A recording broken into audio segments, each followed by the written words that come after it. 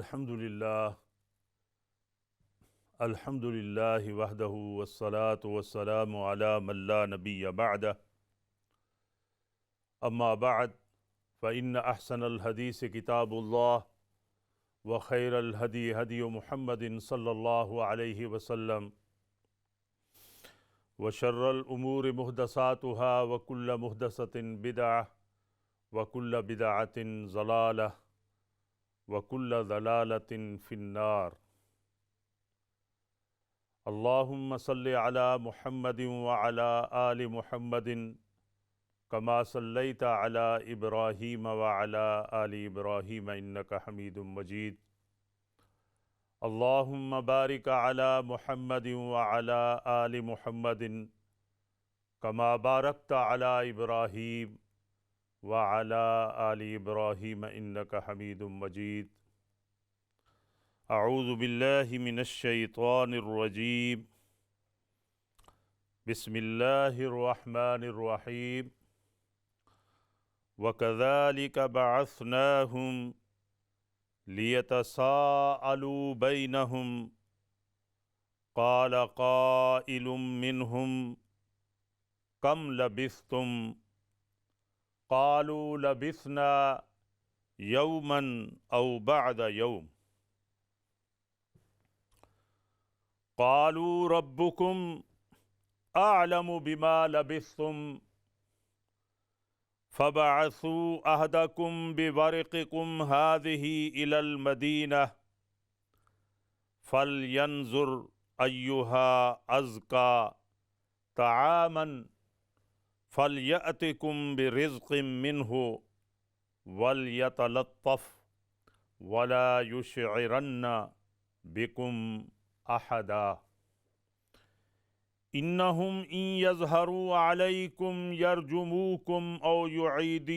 یعیدوکم فی ملتہم ولن تفلحوا اذن ابدا وکذالک اعثرنا علیہم لیعلموا ان وعد اللہ حق وَأَنَّ السَّاعَةَ لَا رَيْبَ فِيهَا إِذْ يَتَنَازَعُونَ بَيْنَهُمْ أَمْرَهُمْ فَقَالُوا ابْنُوا عَلَيْهِمْ بُنْيَانًا رَبُّهُمْ أَعْلَمُ بِهِمْ قَالَ الَّذِينَ غَلَبُوا عَلَىٰ أَمْرِهِمْ لَنَتَّخِذَنَّ عَلَيْهِمْ مَسْجِدًا۔ صدق اللہ وصدق رسولہ النبی الکریم ونحن علی ذلک لمن الشاہدین والشاکرین والحمد للہ رب العالمین۔ رب زدنی علما رب زدنی علما رب اشرح لی صدری ویسر لی امری واحلل عقدۃ من لسانی یفقہوا قولی۔ خواتین و حضرات، علامہ محمد اسماعیل گفتگو کے عنوان کے ساتھ اسلام چینل کے ذریعے سورہ کہف کو موضوع سخن بناتے ہوئے حاضر خدمت ہے۔ یہ اللہ کا انعام ہے و احسان ہے جس ذات بابرکات نے قرآن کریم کی یہ تھوڑی بہت اپنی ہمت اپنی بساط کے مطابق توفیق بخشی ہے، اور میں مبارکباد پیش کرتا ہوں سامعین اور ناظرین حضرات کی خدمت میں کہ ان کا بہت حوصلہ ہے ہمارے لیے، جس طرح وہ ہمیں کالیں کرتے ہیں، ای میلز کرتے ہیں، ہمارے حوصلے کو بڑھاتے ہیں، اور جس طرح ان کی جو ہے ایک تڑپ ہے، ایک علم کی جو پیاس ہے، اس کو بجھانے کے لیے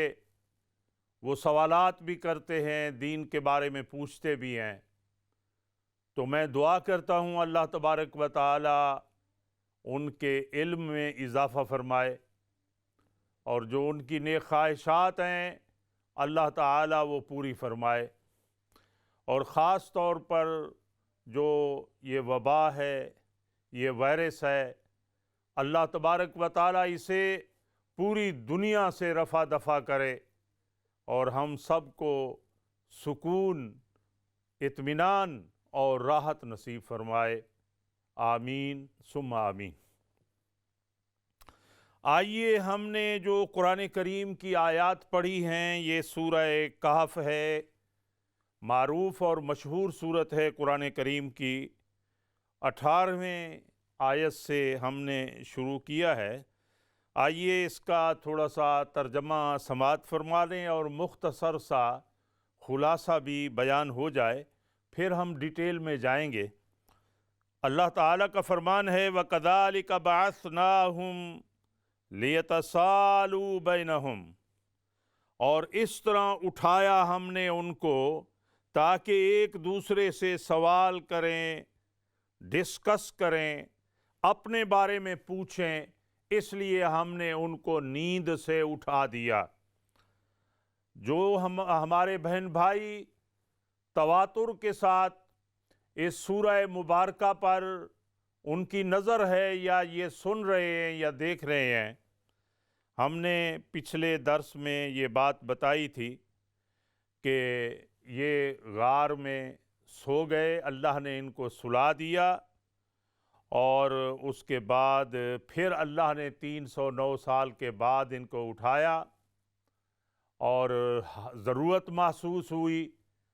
کہ بازار میں جائیں، کوئی چیز خرید کر لائیں، کھانا لائیں، تو یہ ایک ضرورت پیش آ جاتی ہے، اس کی طرف اشارہ ہے۔ آپ آئیے دیکھیے، فرمایا وَكَذَلِكَ بَعَثْنَاهُمْ، اس طرح ہم نے انہیں اٹھایا، لِيَتَسَالُوا بَيْنَهُمْ، تاکہ ایک دوسرے سے سوال کر سکیں، معلوم ہو جائے کہ کتنا عرصہ ہم یہاں رہے ہیں۔ یہ جو بعث کا لفظ ہے، جیسا کہ ہم ایمان مجمل میں یہ پڑھتے ہیں، آمنت باللہ وملائکتہ وکتبہ ورسلہ والیوم الآخر والقدر خیرہ وشرہ من اللہ تعالی والبعث بعد الموت، یعنی تقدیر اچھی اور بری پر ایمان ہے، اللہ کی کتابوں پر ایمان ہے، رسولوں پر ایمان ہے، اور مرنے کے بعد دوبارہ اٹھائے جانے پر ایمان ہے۔ یہ ہمارا ایمان کا حصہ ہے، عین ایمان ہے، اور شروع میں ہی ہمیں بتا دیا جاتا ہے ایمان کے احکام میں، ارکان میں۔ تو یہ وہی بعث کا لفظ ہے۔ فرمایا وَكَذَلِكَ بَعَثْنَاهُمْ لِيَتَسَالُوا بَيْنَهُمْ، ہم نے انہیں نیند سے بیدار کر دیا تاکہ وہ ایک دوسرے سے پوچھیں۔ قَالَ قَائِلٌ مِّنْهُمْ، ان میں سے ایک کہنے والے نے کہا کم لبثتم، کتنا عرصہ یہاں ٹھہرے رہے تم اس غار میں، اس کہف میں؟ کہنے لگے آپس میں لبثنا یومن او بعد یوم، ہم ٹھہرے رہے ایک دن یا دن کا کچھ حصہ، یعنی ایک دن ٹھہرے یا آدھا دن ٹھہرے، دوپہر ہوگی، شام ہوگی، اتنا ہی عرصہ ٹھہرے۔ یہ جو نیند ہے یہ بھی ایک موت کی علامت ہے، موت کی علامت ہے۔ انسان جب نیند کی حالت میں ہوتا ہے تو گرد و نواح میں شور بھی اٹھتا ہے، اور بہن بھائی دروازہ بھی کھولتے ہیں، کچھ کھاتے پکاتے بھی ہیں، ان کو گہری نیند ہوتی ہے اور انہیں کوئی علم نہیں ہوتا، تو یہ بھی ایک موت کی علامت ہے۔ اور قرآن کریم میں ایک جگہ آیا ہے، میں نے پچھلے درس میں بھی بتایا تھا کہ جیسے انسان سوتا ہے یہ بھی ایک موت کی مانند ہے، اور جو ہے پھر اللہ جب اسے اٹھاتا ہے پھر روح واپس آ جاتی ہے، اور بعض لوگ نیند میں ہی چلے جاتے ہیں۔ تو بہرحال فرمایا قالوا لبثنا یوما او بعد یوم، آگے فرمایا قالوا ربکم اعلم بما لبثتم، آپس میں کہنے لگے کہ ہمارے رب زیادہ جانتے ہیں کہ کتنا عرصہ ہم ٹھہرے، یعنی جب کوئی معلوم نہ ہو سکے کوشش یہی کرنی چاہیے کہ اللہ کی طرف اپنے معاملے کو منسوب کرنا چاہیے۔ جیسے اصحاب رسول صلی اللہ علیہ وسلم کا یہ طرز عمل تھا کہ آقا نبی رحمت صلی اللہ علیہ وسلم جب ان سے سوال کرتے ہیں تو وہ کہتے ہیں اللہ و رسولہ یعلم یا عالم، اللہ اور ان کے رسول جو ہیں صلی اللہ علیہ وسلم وہ زیادہ جانتے ہیں، یعنی ان کو علم ہے۔ تو یہ بات ہے۔ فرمایا قالوا ربکم اعلم بما لبثتم، تو انہوں نے کہا اس بحث کو چھوڑیں، اس سوال جواب کو رفع دفع کریں، بھوک بہت لگی ہوئی ہے تو کسی کو بھیجیں بازار سے کھانا لائے۔ تو جس وقت یہ لوگ آئے تھے غار کے اندر، اور اس وقت اس شہر کا نام افسوس کے نام سے تھا، اور دقیانوس بادشاہ تھا، اور آپ جائیں پیچھے 309 سال پیچھے، تو کیا نقشہ جو ہے ہو گیا ہوگا اس شہر کا، ان بازاروں کا، اور ان شاہراہوں کا، ان گلیوں کا، تو آپ خود اندازہ لگا سکتے ہیں۔ اور جب وہ آدمی شہر کے اندر جاتا ہے اور وہ خود حیران و ششدر رہ جاتا ہے کہ میں راستہ تو نہیں بھول گیا، یہ تو وہ شہر بھی نہیں لگتا، یہ وہ بستی نہیں لگتی، یہ وہ کوچے اور بازار نہیں لگتے، میں کہاں آ گیا ہوں؟ تو وہ خود جو ہے مخبوط الحواس ہو جاتا ہے، پریشان ہو جاتا ہے، نہ کسی سے اس کی جان پہچان نظر آتی ہے کہ فلاں شخص تھا میرا دوست تھا، فلاں بھائی تھا میرا، نہ وہ بھائی ہے، نہ وہ باپ ہے، نہ بہن ہے، نہ دوست ہے، نہ احباب ہے، ساری دنیا بدلی ہوئی ہے، زمین تو وہی ہے، تو گھروں کے نقشے بھی ملتے جلتے ہیں لیکن وہ افراد نہیں ہیں۔ اللہ اکبر، غور فرمائیے میرے بہن بھائی، یہی کچھ ہر آدمی کے ساتھ ہونا ہے۔ یہ دنیا جس سے ہم نے محبت لگائی ہوئی ہے، ان گھروں سے ہمارا پیار ہے، ہم خوب پیار کریں، لیکن ایک دن ان تمام چیزوں کو ہم نے چھوڑ دینا ہے، یہ چھوٹ جانی ہے ہم سے، اللہ معاف کرے۔ تو فرمایا جب اس آدمی نے دیکھا تو نقشہ ہی بدلا ہوا ہے، تو اس نے جرأت کی، کہا کہ چلیں تو صحیح، کسی بازار کا رخ کریں، کسی ریسٹورنٹ اور کسی ہوٹل کا رخ کریں، جائیں تو صحیح، تھوڑی سی جرأت تو کریں، دیکھیں، میں خود تو بے ہوش تو نہیں ہوں،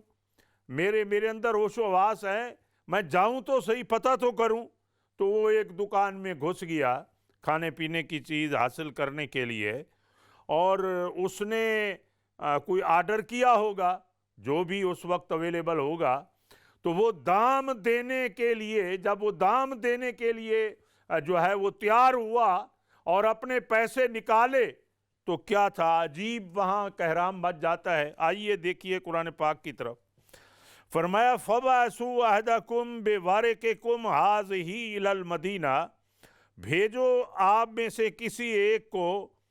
یہ چاندی اور یہ ورق اور یہ سکہ دے کر، هَٰذِهِ إِلَى الْمَدِينَةِ،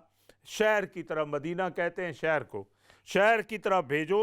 فَلْيَنْظُرْ أَيُّهَا أَزْكَىٰ طَعَامًا، چاہیے کہ وہ دیکھے کون سا پاکیزہ کھانا ہے، حلال کھانا ہے، ازکا، وہ جو ہے پاکیزہ کھانا، طعامن لے آئے، فلیأتکم برزق منہ، لے آئے تمہارے پاس وہ رزق، وہ خوراک، وہ غذا، وہ کھانا تمہارے پاس اس سکے کو دے کر لے آئے۔ اللہ اکبر۔ یہاں بہت ساری باتیں جو میں اپنے بہن بھائیوں کے گوش گزار کرنا چاہتا ہوں۔ یہاں فرمایا فل ینظر ایہا ازکا، یعنی پاکیزہ کھانا۔ معلوم ہوا کہ کوشش کرنی چاہیے ہر مسلمان کو کہ حلال وہ کھائے، اور حلال کی تلاش اس کو ہونی چاہیے۔ آج کل یو کے میں، یورپ میں ہر جگہ ڈیٹیل لکھی ہوتی ہے۔ آپ کوئی سینڈوچ لیں، کوئی بھی چیز آپ لیتے ہیں تو پوری ڈیٹیل آ جاتی ہے، یہ فش ہے، یہ اس میں کیا ہے کیا نہیں ہے۔ تو بہرحال، اور الحمدللہ ٹرسٹیبل چیزیں ہیں یہاں، جو وہ لکھتے ہیں وہ صحیح ہوتی ہیں۔ تو بہرحال کوشش کرنی چاہیے، دیکھ کر کھانا جو ہے وہ کھانا چاہیے۔ اور آپ نے قرآن کریم میں جو ہے یہ پڑھا ہے، فرمایا یا ایھا الرسل کلوا من الطیبات واعملوا صالحا، اے اللہ کے پیغمبرو، کلوا من الطیبات، پاکیزہ چیزیں کھائیں، واعملوا صالحا، اور اچھے عمل کریں۔ تو معلوم ہوا کہ جب ہم پاکیزہ کھانا کھائیں گے تو اس کے ساتھ عمل کی بھی ترغیب ہوگی، ہمارے اندر رغبت پیدا ہوگی نیک اعمال کی۔ اور اگر ہمارا کھانا حلال کا نہیں ہوگا اور فاسد خون جو ہے وہ پیدا ہوگا تو اس کے اندر پھر جو ہے وہ شرم و حیا بھی جاتا رہتا ہے۔ یہ غذا اور خوراک کا بہت اثر ہے انسانی زندگی پر، اور اسی وجہ سے اللہ تعالیٰ نے پیغمبروں کو بھی الگ فرمایا، عام لوگوں کو بھی فرمایا کہ حلال کھائیں، اور پھر پیغمبروں کو بھی ساتھ ہی فرما دیا کہ اے میرے پیغمبروں، تم بھی حلال کھائیں اور پھر عمل اچھے کریں۔ تو مجھے ایک حدیث یاد آ رہی ہے، تو میں کہتا ہوں کہ اسے کوٹ کر دوں۔ ایک صحابی رسول حضور صلی اللہ علیہ وسلم کی خدمت میں حاضر ہوتے ہیں اور عرض کرتے ہیں یا رسول اللہ صلی اللہ علیہ وسلم، مجھے مستجاب الدعوات بنا دیں، یعنی جو بھی دعا کروں وہ میری دعا قبول ہو جائے۔ کوئی ایسا عمل بتائیں، کوئی وظیفہ بتائیں کہ میں مستجاب الدعوات بن جاؤں، جو بھی دعا کروں وہ پوری ہو جائے۔ تو آپ صلی اللہ علیہ وسلم نے ارشاد فرمایا کہ دو چیزوں کو لازم کر پکڑو، ایک صدق مقال ہے اور دوسرا عقل حلال ہے۔ صدق مقال ہے اور عقل حلال ہے، یہ دو چیزیں لازم کر پکڑو، سچی بات کہو، جھوٹ نہ بولو۔ اور دوسرا کیا فرمایا کہ حلال جو ہے وہ کھائیں۔ اللہ اکبر، اللہ اکبر۔ مجھے عجیب ایک واقعہ یاد آ رہا ہے، میں اپنے سامعین کی خدمت میں، ناظرین کی خدمت میں پیش کرنا چاہتا ہوں۔ امام بخاری رحمۃ اللہ علیہ کا واقعہ، جنہوں نے صحیح بخاری لکھی ہے، سبحان اللہ۔ 18 سال کے اندر انہوں نے اللہ کے پیغمبر صلی اللہ علیہ وسلم کی احادیث، سینکڑوں ہزاروں احادیث کو جمع کیا ہے، اور یہ وہ عظیم کتاب ہے کہ قرآن پاک کے بعد اگر احادیث میں کسی کتاب کا بلند درجہ ہے تو وہ صحیح بخاری شریف کا ہے، سبحان اللہ۔ تو یہ علم حاصل کرنے کے لیے جا رہے تھے، سفر پہ تھے، تو ان کے پاس سونے کی اشرفیوں کی ایک تھیلی تھی، کیونکہ سفر لمبا تھا